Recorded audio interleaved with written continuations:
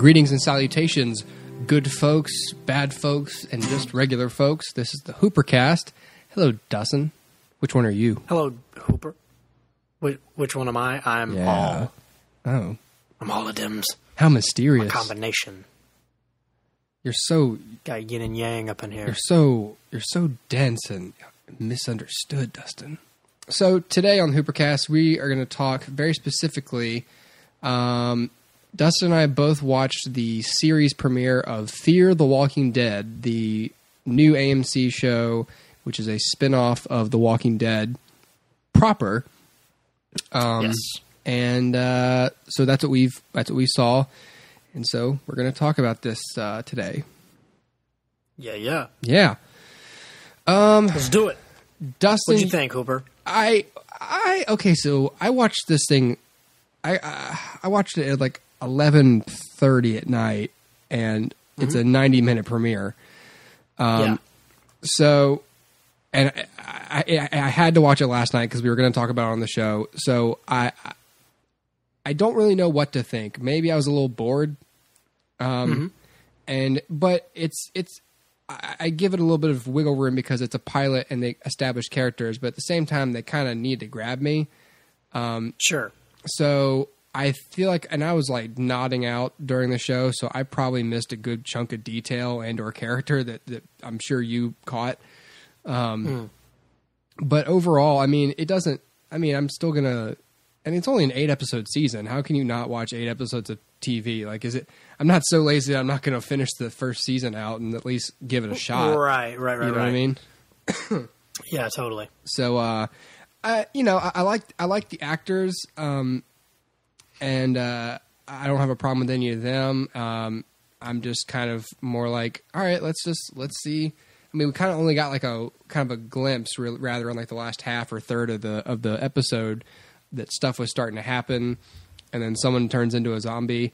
But it's like I want to see. I'm kind of more interested in what happens a little later. I want to see like the cell towers go down. I want to see what happens when phones stop working, and we're not quite there yet. So it is just the first episode. So I'm giving it some room, but nothing about the pilot itself really impressed me that much. I gotcha. I'm kind of in the same boat. I mean, I thought it was good. I thought, I'm with you. I think it was a little bit boring.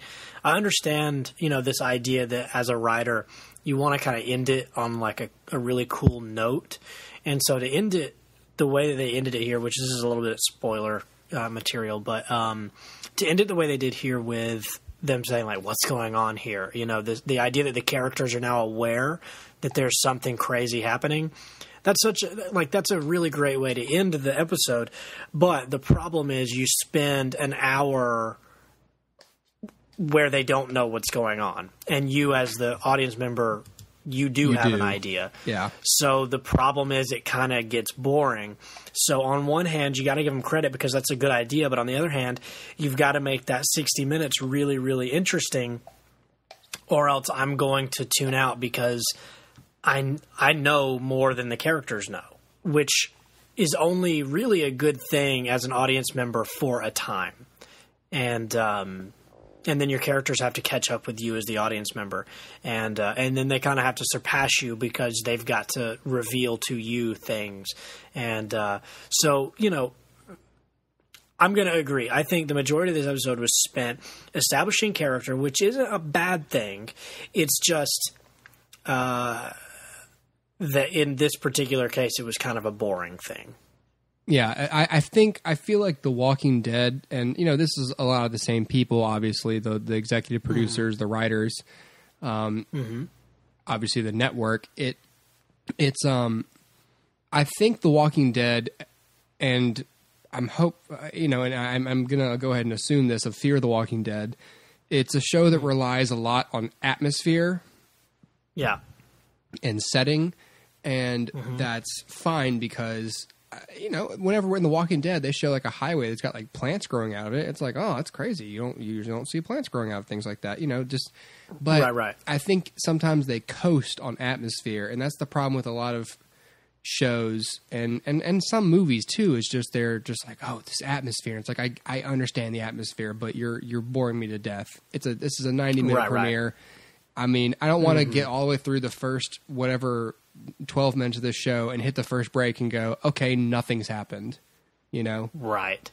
Yeah. No, it's true. I mean, look, the fact is there's a good number of characters that we're going to have to follow. And so it's sort of the opposite of The Walking Dead in that in The Walking Dead, the pilot is pretty much all about Rick. I mean, you've got Morgan and Dwayne, but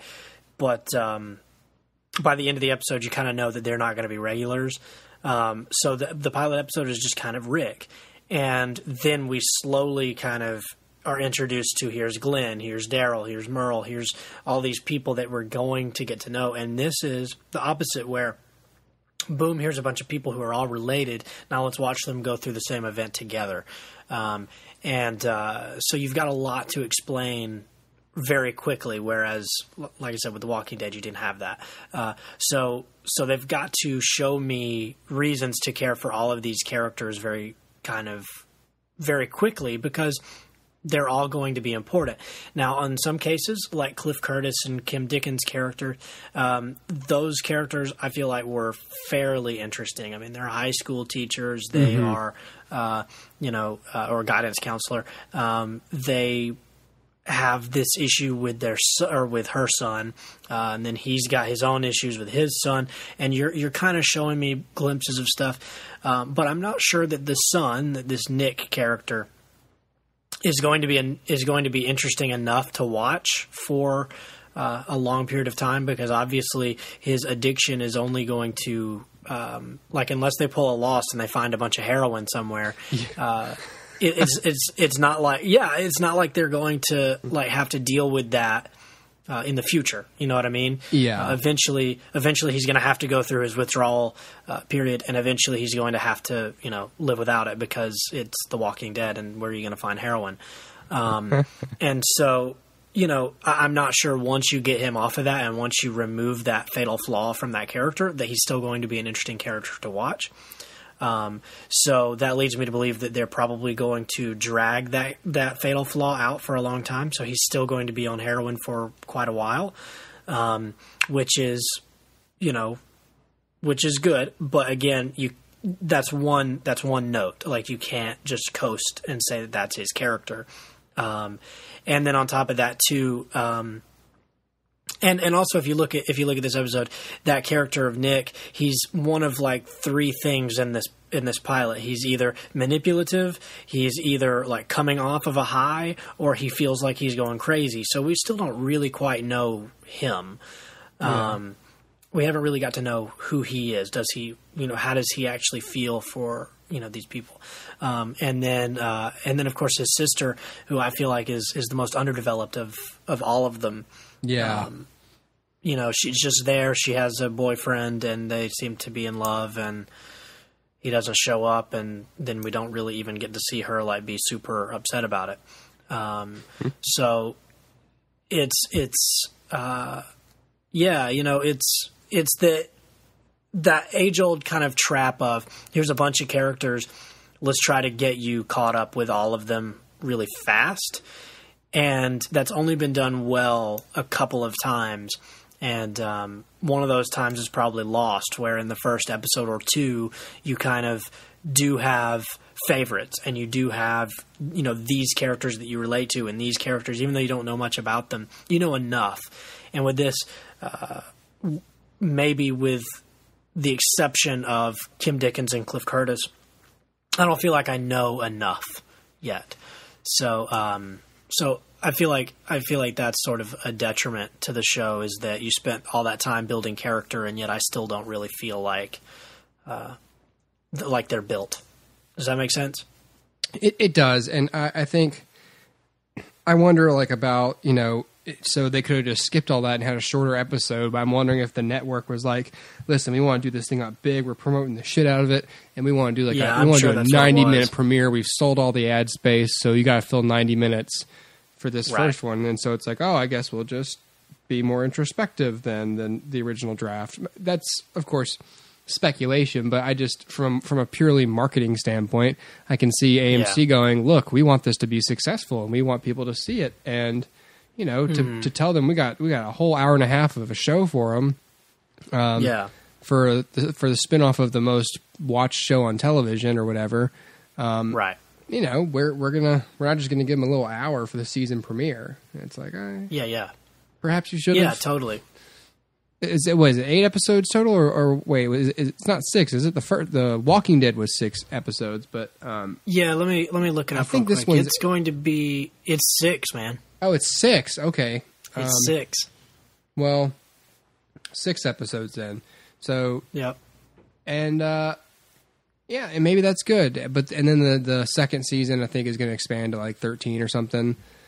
Yeah. So yeah, it's you know, that's going to present a whole set of challenges in itself, because even if they pick up their pace for this first season, they have to be careful in their second, like with The Walking Dead, to not make it seem like a slog, because you got twice the amount of episodes. Don't ratchet down the pace. Don't take 6 episodes of a story and try and double the time it takes to tell it. Take 12 episodes of story and do 12 episodes to tell it. Right, tell more story, yeah. Right. So yeah. Yeah, no, I agree. I think it's something that I'll definitely keep an eye on, and like you said, there's no real reason to not watch the first season. It's only 6 episodes. And I think it's got so much potential. I mean, this is an area of The Walking Dead that I think has always interested me and been that we've needed to kind of get a glimpse of, because we missed it the first time. And for these slow moving zombies to really kind of catch a hold in the world, like, how did that happen? And so I think that'll be interesting to watch civilization fall. And so I'm interested in it. I do think. Let me ask you this: did you catch? Maybe this is just me looking into it too much. Did you feel like they kind of aped a couple things from Breaking Bad in this episode? These might be details I missed. Okay.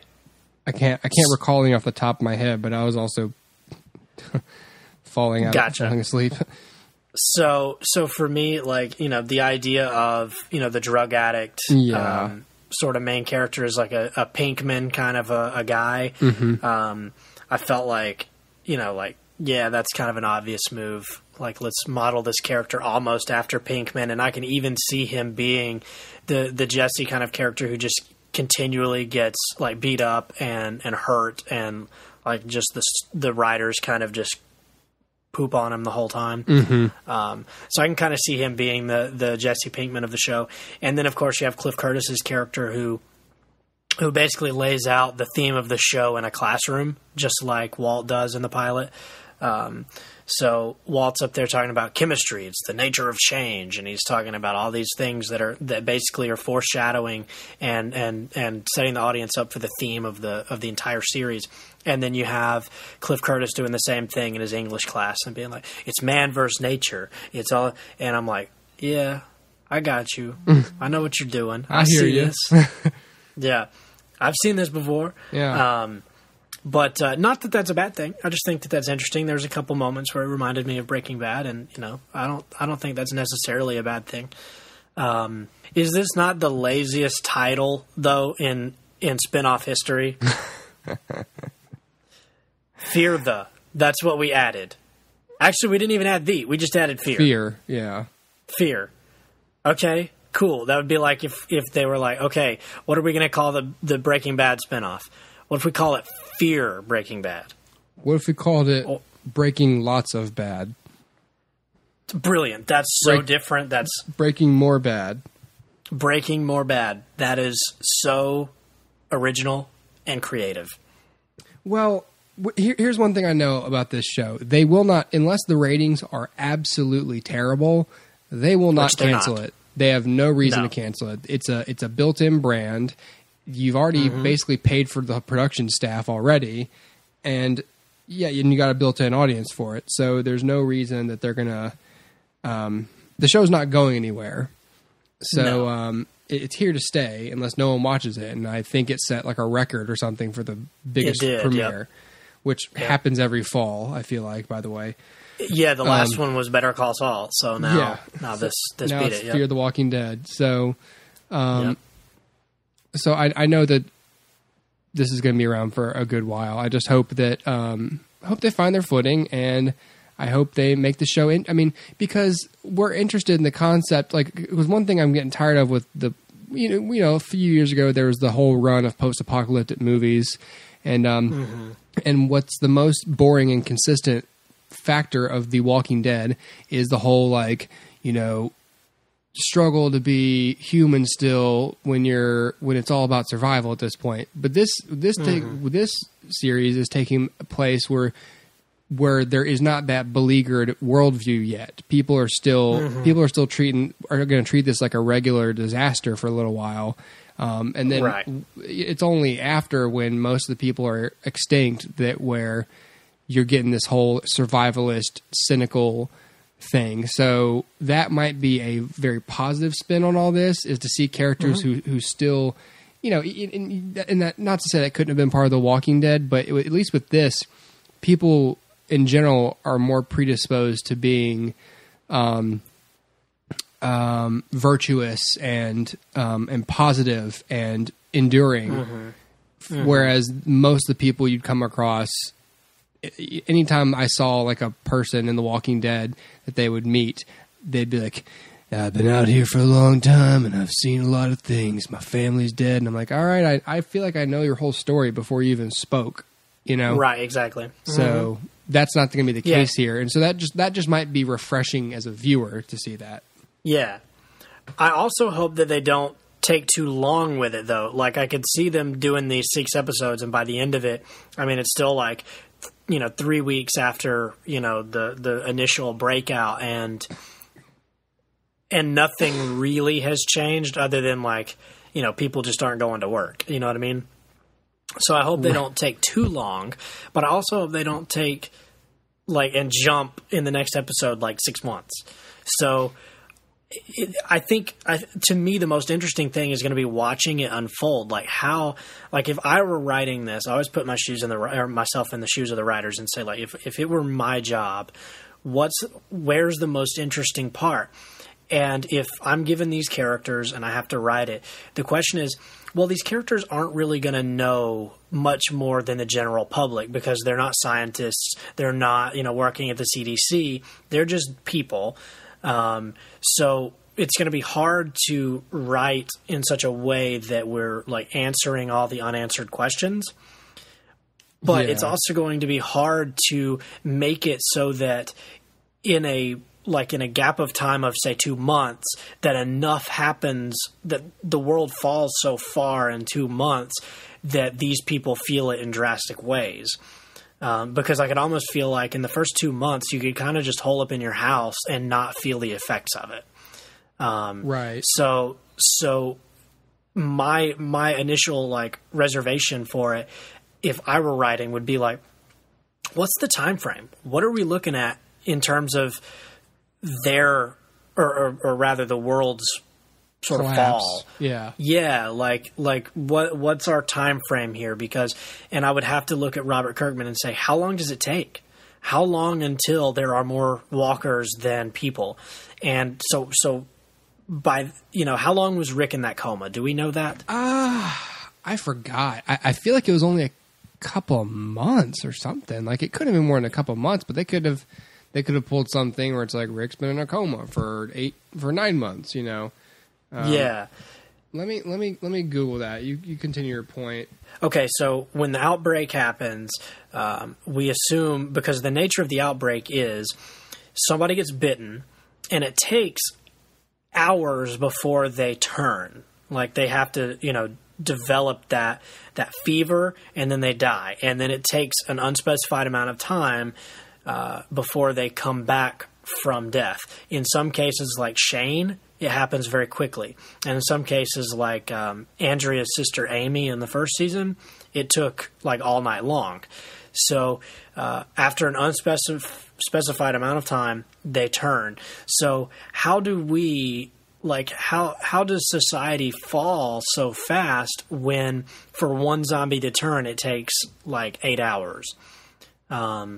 And so even at that huge, number, like, the zombies are infecting more and more and more and more and more of each other, and they're building their numbers while we're falling. I just feel like 2 or 3 months would be not enough time. I don't know. Maybe I'm naive about the whole fall of the world thing, but yeah, I don't know. That would be my reservation, is what is the time frame that we're looking at, and how do we plot a story so that the main characters feel the drastic change in that time frame, knowing full well that there's going to be a second season. How like, do they experience a drastic change in the first season? And if so, what is it and what's the extent of it? Like, if that, I don't know if that makes any sense. It's just like, basically, I guess my point is, as a writer, I wouldn't have a clue where to start with this. It almost feels, I mean, what I'm finding with Rick Grimes' Coma is that the assumption is it's at least a month based on everything that they gathered. It's unspecified across all platforms, it seems. Gotcha. If now the next question is: did they ever intend to conclude these characters' story? Once it is spread, or are they going to have their own adventures? Just they get a different starting point than the first show does. Yeah. And that's my assumption, because they want it to continue to make money. So, because otherwise you need to end this show after 2 or probably 3 seasons max. 3 seasons taking place over 1 month. Sure. Just have the family die, and then in the episode of The Walking Dead that comes after it, you see them as zombies walk across Rick, and then he shoots them, and that's what I mean? They wandered all the way from California to they walked Virginia. all the way from California all the way to Virginia. I don't know. Yeah. I mean, that's the thing. Like, it to me, the time frame seems to restrict the show to a pretty short timeline. But then again, who's to say that, why can't this occur concurrently with the early seasons of The Walking Dead, which is, I guarantee, will be someone's excuse at a certain point when they say, God, this show's making bank. We don't have to end it, do we? Yeah. Well, everything's happened. Yeah, but, I mean, Rick and all those people are alive. Why can't these people be alive? Yes, good point. Yeah. Okay. Well, let's just keep it going. Let's keep it going. We're all rich. Whereas otherwise, it's like, hey, still kind of mixed on the show. Maybe we ought to just end it while we're ahead and protect the brand overall for the sake of the original show, which, Jesus, it's still going at that point. Yeah, exactly. But see, then this raises another point, which is this show has to have its own identity. And if over time it just becomes another Walking Dead, and all it is just, everybody, post-apocalyptic-y, everybody's, lost their humanity kind of a show, then there's no reason for it to be its own show. It has to have its own voice, even as a spinoff. I mean, Better Call Saul, as similar as it is, in terms of cinematography and setting and, even sort of its tone, well, really not its tone, but its sensibilities. As similar as it is, worldview maybe, as similar as that is, it still feels like its own thing. It does not feel like Breaking Bad really in any way. Right. There's like a few points where like Mike, does that little drug deal in the desert where you're like, okay, yeah, I can see Breaking Bad here. But for the most part, I mean, it stays away from the desert. It's just strictly like city stuff and court of law stuff. So it doesn't feel like Breaking Bad. So it has its own voice and its own tone, and it is its own thing. And I think my point here is, if over time this just becomes The Walking Dead, then that's a failure too. So this has to maintain its own voice in some way. And so I think the great starting point of this is that things aren't bad. I mean, from a production standpoint, they don't have to bring in like you were talking about, like grass to put in like cracks and like tall weeds to put everywhere. They don't have to like dress everything to look like gross and broken, and the makeup's not even as hard because the bodies are not as far decomposed as decayed. So on a lot of these things, it's going to feel different just because aesthetically it's different. It takes place not in the South. I mean, it's just aesthetically different. But if over time those buildings decay and things become bleak, then it's lost what made it different aesthetically, even if just aesthetically. And so I think you're right. I think this has a limited run. I think that when that happens, this show has to be over. and whether that happens in 3 seasons or 5 is up for debate. But at that point, then they could launch something different and have like Scared of the Walking Dead, the new show on AMC, and it's like I don't know, set far in the future. Who knows? So yeah, this show to me has a lot of potential and a lot of potential to be different from The Walking Dead, and I'd hate for it to lose that. Let's move on. Yeah. To another, but got hope for it. Just they need to not screw it up. Yeah.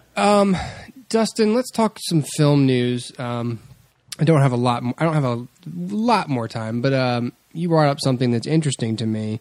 Now, before you having to do with the Man of Steel. Now, yesterday, I think, or a day before, I'd read that they had picked a director for it. Or it was rumored that they had hired a director, and I can't remember who it was, but I remember thinking like, oh, that's interesting. It was George Miller. George Miller, who is the director of, among many things, of Mad Max and, and most recently Mad Max Fury Road, which I thought was an interesting choice. Yeah. And, probably a better directing choice than Zack Snyder. Yeah. And so I was thinking, oh, that's pretty good. But then we get on the blower and Dustin drops some news on me. So the latest rumor for Man of Steel 2 is that it's on permanent hold. This rumor says that George Miller has not signed on to any particular franchise in the DC universe, but is still trying to choose something. And that he has not chosen Superman as his next, target is just a possibility. And the rumor is that Warner Brothers is putting Superman on the back burner for a number of reasons. Number one, they're focusing on Ben Affleck's new Batman trilogy, which we knew Ben Affleck is doing a solo film. And evidently, Warner Brothers is so impressed with Ben that they would like for him to do a new trilogy, not including Batman vs Superman, but a solo trilogy. I never thought that I'd be a little annoyed that the market is so saturated with Batman. Yeah, no. I mean, there's the Nolan movies, there's the Arkham games, there's all this, there's the Lego Batman stuff that's coming up. Yep. No, I agree. And see, the thing is, I'm a huge Batman fan, but I'm not just a Batman fan. I'm also a fan of Superman. I'm also a fan of The Flash. I'm also a fan of Aquaman. And so my problem is, if Batman is taking over, which he already has in the comics, and that's one of the reasons I don't read the comics anymore, is because in order to sell the Superman books, they put Batman in them. And in order to sell the Flash books, guess who's there? Batman. And in the Justice League books, guess who is the front runner of the Justice League books? Batman. And I'm like, no, Batman's always like the guy who doesn't really want to be a part of the Justice League, but he is. Right. Like to me, Warner Brothers is just in this, and DC is just in this like phase right now where Batman is so like popular and so well received in just the zeitgeist that they're like, hey, let's put him in everything. He's the guy. He's our guy right now. And Superman used to be their guy, but now Batman is their guy. And so the idea is that they're putting Superman on hold so that they can focus on these 3 Batman flicks, as well as Flash, Wonder Woman, Aquaman, Cyborg, Green Lantern Corps, all of these things, and Justice League, and having Superman kind of pop up in those films, but not have his own film again, at least not for the foreseeable future. And to me, that's a shame for a number of reasons, because obviously Man of Steel was sort of reviewed sort of it was divided, right? You had those people who were like, I liked it, I didn't mind it, and then you had those people who were like, nope, awful, worst movie ever. And so for that reason, I don't think it did too poorly at the box office. No, I think it did just fine. Yeah, so I don't know what exactly their reasoning is, other than just maybe that all the people they're kind of talking to about doing the next Man of Steel don't seem to have the passion. Maybe that's the problem. Is they're talking to George Miller and he's like, yeah, maybe. And they're talking to whoever else and they're like, I don't know, maybe. And so maybe they're just having a hard time finding somebody to say like, yes, I will take on Superman. And to me, that's a shame for a number of reasons, because it means they're not looking in the right places. Because like, hey, Warner Brothers, if y'all are listening, I will write that movie for free. Yeah. I'm not even kidding. Like, hit me up. I'll give you a draft in a couple months. I guarantee, there's a stack of Superman scripts like written on spec, in a stack somewhere, or even just a treatment that's essentially, why don't you do this story? Not to mention, 70 years of source material. Like, yeah, you exactly. can draw. It's not rocket science. It's not. Everybody kind of has this notion that Superman's hard to write for, and Superman. But to be fair, he's not really any harder to write for than any other character. You just have to make things happen to a character and make him respond to those action or those events in character, and then boom, you have a movie. That's it. That's all it is. And so all you have to do is just be creative enough to think about something that would challenge Superman. And honestly, that's not that hard. And so, because the challenge doesn't have to be physical, it doesn't even have to be like, a superpowered crazy guy. It could just be Lex Luthor. So, for me, so that's disappointing as a Superman fan, because I'm thinking like, look, I was talking about this the other day. Superman, I love Superman, but even in the comics, I don't think there's ever been one interpretation of that character that hit on a lot of good notes. And so you can look at like Superman the movie with Christopher Reeve and say, man, he did a good job of bringing Superman and Clark Kent to life in two equally believable like personas. And then you can look at something like Lois and Clark and say what they did was they gave Lois character and also people like Perry White and Jimmy Olsen. And you can look at the comics and say they do a good job with the sci-fi aspects of the character. And then you can look at Man of Steel and say, man, those fights were great. But there's not a version that has all of that. I want to see a version that has all of that. And if you're putting the character on hold, then it's disappointing for me because I'm not going to get to see it. And also, just the comic purist in me thinks that Superman ought to be the backbone of the DC universe, because for years he was. And Batman, to me, by his very nature, can't be that. Yeah. Because he wouldn't want to be that. You look at like someone like the Flash and say, okay, would Flash look up to Superman and say, man, I want to be like Superman? Or would he say, I want to be like Batman? Well, probably Superman.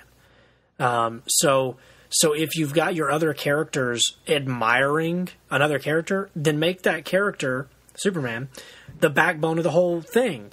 And when he goes bad, then you feel the ripple effect. Or if he dies, you feel the ripple effect. That's what made the death of Superman, although a fairly shallow book, that's what made it matter, was because the months after that, you've got like Green Lantern comics where Hal Jordan's like, what do I do now? Like Superman died. Yeah. And that's that was the cool thing about it. So for me, to put Superman on hold is a problem. And it means that Henry Cavill's going to age, and it means that, eventually Amy Adams is going to have to move on. And what are you going to do? Like, we're not going to see that Superman ever. And in Justice League, I have a hard time believing we're going to spend a lot of time with Lois Lane. So when are we going to get to have another Lois Lane adventure? It won't be until, 10 years from now. So to me, that's disappointing on all of those reasons. And I think Warner Brothers just isn't looking in the right place. And they've proven time and time again, they just don't know what to do with Superman. And my biggest point to that is you're not looking in the right places. You're looking at Batman fans and saying, will you write a Superman movie? And, of course, they twist the source material to be more like Batman, but it can't be. So anyway, that's my little rant for the day. Is just that putting Superman on hold is an awful, terrible choice because he needs to be the backbone of your universe, especially when he started your universe. Yeah. That would be like if halfway through Marvel was like, let's just put Tony, Iron Man 2 wasn't very well received. Let's just have him appear in the Avengers movies and not do solo stuff anymore. Yeah. And to be fair, that may be what they're doing right now with that character. But True. He's been established with 3 movies. Yeah, exactly. He's had 3 solo movies and he's already a part of someone else's 3rd solo movie, and he's gonna be in the final 2. Like he's got lots of exposure. Yeah, and and really in a lot of ways, because he launched that universe, he's the backbone of the Marvel Cinematic Universe. Yeah, is he not? Would you agree? Yeah, he is. Even if like Winter Soldier is the best reviewed, I don't know if it is Winter Soldier or maybe Guardians. I'm not sure what the best reviewed MCU movie is, but yeah, he's still the backbone of that whole world. And if Tony died, it would be felt. And Superman needs that same prominent place in DC's world, because Batman can't be that. Right. Especially this Batman, who's already old and already like had his best adventures behind him. So you mean to tell me you're going to do 3 Batman films set after Batman vs. Superman, where the Robins are moved away and Batgirl is not Batgirl, and you know what I mean? It just seems like a waste. So I don't know. Look, I love the DC universe. I'm super excited for Batman vs. Superman and for Wonder Woman. But I just, man, it drives me crazy sometimes. As for what's in theaters this week and theaters now, the only thing I see coming up that I even really recognize is a movie called No Escape, which is starring Owen Wilson. And I really don't know much about it, but it's this thriller. I literally don't even know the setting. I just know he's got like a wife and kids, and they're escaping from something. Hold on, sorry. No Escape centers on an American businessman as he and his family settle into their new home in Southeast Asia. Oh, that's a bad idea. Suddenly, they find themselves in the middle of a violent political uprising. And then I suppose they are attempting to escape. Gotcha. Yeah, but there is no escape. This is the one with Owen Wilson and Pierce Brosnan? Is Pierce Brosnan in this? I think so. Yes, it is. Yeah. So, yeah. Also this week, opening in limited, if it's in your town, this is something that I would like to see, is called Z for Zachariah. It stars Margot Robbie, Chris Pine, and Chiwetel Ejiofor. This is, and I believe they're like the only actors in the film. So it's after a disaster wipes out all of civilization. Margot Robbie lives alone until Chiwetel shows up, and they begin a romance, believing themselves to be the last 2 people. And then all of a sudden, Chris Pine shows up. And does he have ulterior motives? Who knows? Maybe he does. I don't know. But maybe he and Margot Robbie start some romance, and then it makes Chiwetel mad. Oh, Chiwetel mad. You don't want to get him mad. No. Well, Z for Zachariah has an 84 on Rotten Tomatoes. Does it? No Escape has a 40. So okay. Yeah, maybe go see Z for Zachariah. If it's in your town. I haven't seen it, but that's the one I would recommend, just based on cast and the idea. So, gotcha. Do you have any time to talk about what you're in the middle of? Sure. What you got? What do you knee deep in right now, Dustin? So I am watching a couple of things. my girlfriend and I are watching through Arrested Development right now, and so in between episodes of Arrested Development, we'll put on an episode of Bob's Burgers. I've already seen Arrested. We're just getting her caught up. We're almost done with that, which means I'll have more time to spend on Bob's Burgers. And hopefully, whenever I get caught up on that, then we can do a review for that. I know John watches that too. Mm-hmm. So far, it's a funny show, and I'm enjoying it. It's very different, and we'll talk more about that later. And I'm also about 6 or 7 episodes into Curb Your Enthusiasm, which I've only seen like random episodes here and there. One of my roommates in college watched it, and so I watched just a few episodes with him. And then when the Seinfeld thing happened, I remember watching bits and pieces of it then. But yeah, it's available on Amazon Prime, and so I'm a few episodes into the first season, which is just very quickly seems to be sort of right up your alley if you enjoy Seinfeld. It's very similar sensibility, very similar feel to it. So, yeah, we'll talk more about that later, too. I know there's quite a few episodes of it, but they're only half-hour episodes, so I should be able to power on through it.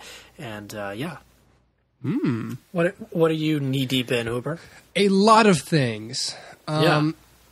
So I'll just go in the order of what I watch. I mean, right now, obviously, like my list that I made, at the top of it is essentially is Fear the Walking Dead. That's my primary show to keep up with currently. I'm also keeping up with Last Week Tonight with John Oliver, although that show's really starting to get on my nerves. It's funny, but it's clearly left-leaning, and so after a while, when you watch people basically tell you that your point of view is stupid and laughable, then I'm sort of put off. But thank God the jokes are still funny enough to where... but whenever like he gets on a high horse about it, and he's not writing jokes, he's just writing like a speech. It's like, oh, come on.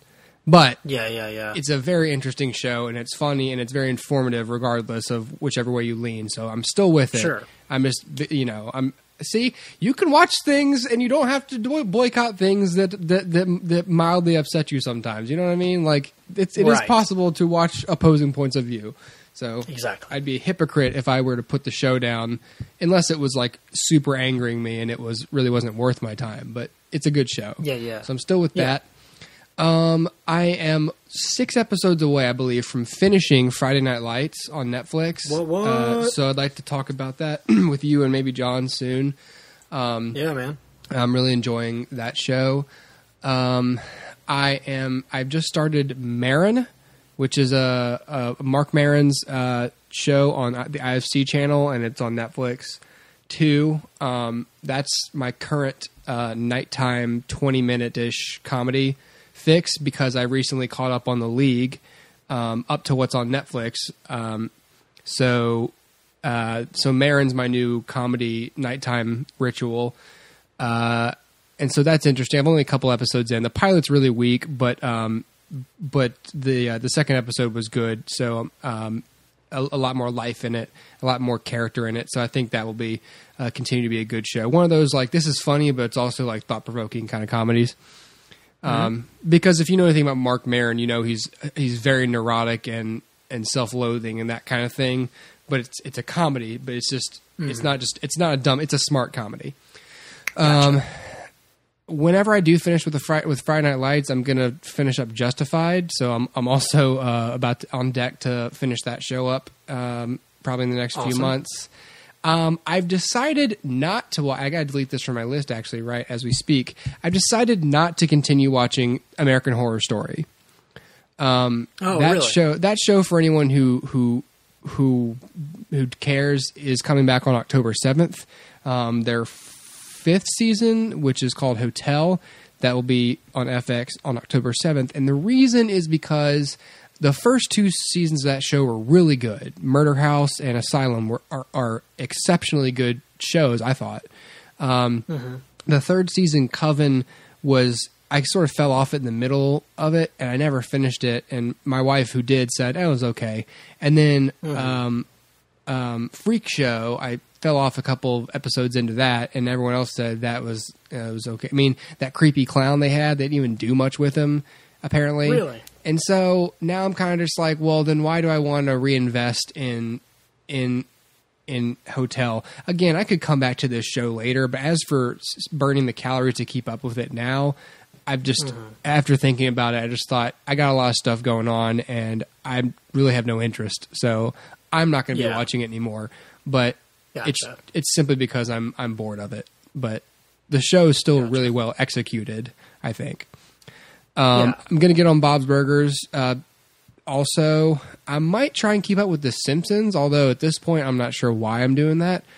And I started Orange is the New Black because my wife likes the show, but I'm watching that very slowly, like maybe an episode a week. So I probably won't talk about it on the show just because I'm 3 seasons behind at this point, soon to be 4. So I'm never going to be able to be up to date on that show. I'll just, for anyone who cares, I'm watching that as well. As for shows that are returning to television soon that I am caught up on, The League comes back to FX on September 9th. Their 7th and final season is coming. I'm imagining they're going to drop season 6 on Netflix right before that. So if they do, I'll stop watching Marin. I'll get back on The League, and I will be watching along with that show as it concludes, and I'll have thoughts on it. I highly recommend The League to really anybody who loves comedy. It's really funny, great characters, and I enjoy that show very much. Doctor Who is coming back on September 19th on BBC and BBC America, so keep an eye out for that. Marvel's Agents of S.H.I.E.L.D. is coming back on the ABC on September 29th, so get ready for that. And The Walking Dead is returning on October 11th, I guess the week after Fear the Walking Dead concludes its first season. So for anyone who cares about all those dates, those are when your favorite shows are coming back. Your favorite shows that I'm also watching, that is. That's when those come back. So, good bit of stuff. Gotcha. Good bit of stuff. As far as returning shows to TV, for me, I've got Better Call Saul, which I believe is in the middle of shooting now. So I hope it'll be on by the end of the year. We shall see. We also have The Flash, which returns October 6th, I believe, to the CW, and I'm all caught up on that. I'm not sure if they'll release that on Netflix or not. I know the first 2 seasons of Arrow are on Netflix right now, so I would imagine that they'll add The Flash, but I'll probably actually end up buying The Flash on Blu-ray when it comes out. As far as Arrow, I believe it starts airing October 7th this year, and it's in its 4th season. So I'm all caught up on Arrow and on Flash and Better Call Saul, and hopefully that along with The Walking Dead.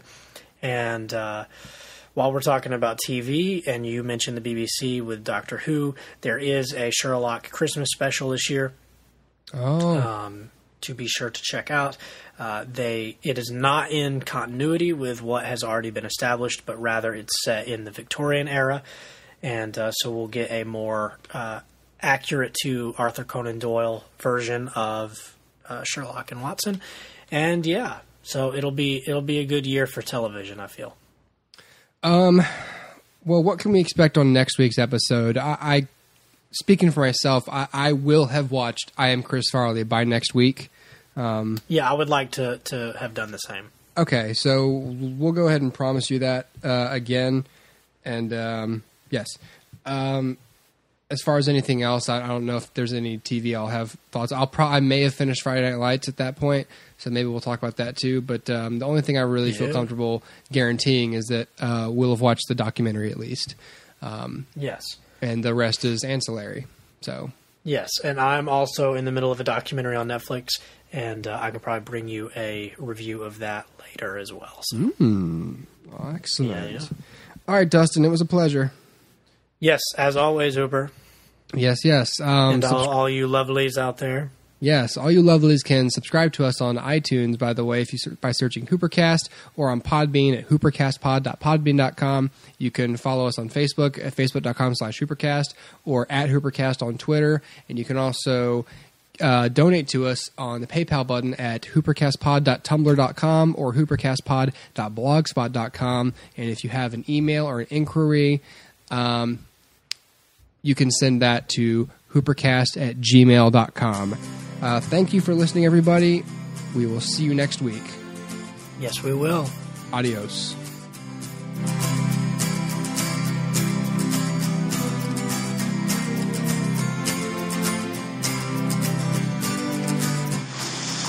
Let Hooper take a turn. Hooper drives the boat, Chief.